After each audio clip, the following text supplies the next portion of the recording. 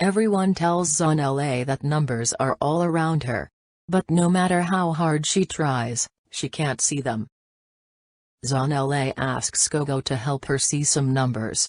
Gogo points to the jars on the shelf and counts, 1, 2, 3, 4. But Zanele is unhappy. Those aren't numbers. Those are jars. Zanele asks Mom to help her see some numbers. Mom points to the carrots in the garden and counts, 1, 2, 3, 4. But Zanele is unhappy. Those aren't numbers. Those are carrots.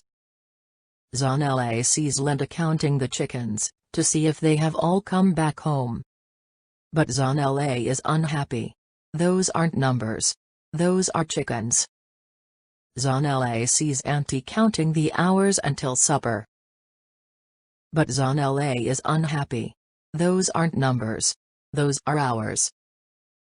Zanele can't see the numbers in the world.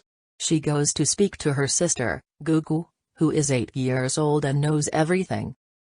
If you look at anything in the right way, you can see a number in it, says Gugu. Gugu gives Zanele a pair of magic glasses and tells her to go look for numbers in the world.